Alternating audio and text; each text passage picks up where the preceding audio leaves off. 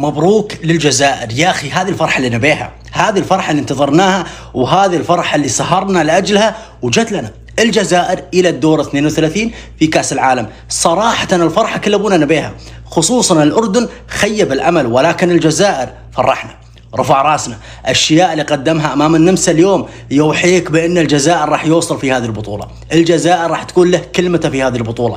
الجزائر صراحة فرحنا، يعني صراحة احنا سهرنا لأجل الجزائر، والجزائر عطانا هذا الفرحة، هذه الفرحة اللي نبيها يا جماعة الخير. خصوصا الجزائر منتخب عربي أصيل يرفع راسك في الوقت الشدة تشوفه يبين، في وقت المباريات القوية تشوفه يبين. فللأمانة أنا سعيد للجزائر، ألف مبروك لإخواننا بالجزائر.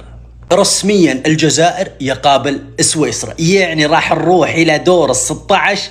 سلام سلام، الجزائر سوف يذهب إلى دور 16. سلام سلام، وحنا مع الجزائر، وين يروح الجزائر حنا معه، وحنا راح نكون ساندة. ولكن يا جماعة الخير، شفتوا التعادل كيف حلو؟ شفتوا التعادل؟ واللي أنا استانست عليه أن الجزائر تعادل، لأن الجزائر لو ما تعادل كان مواجه أسبانيا. يعني أسبانيا تعرفون عاد ما يحتاج، أسبانيا الثاني ولا الثالث بالتصنيف، ولكن الآن يواجه سويسرا والجزائر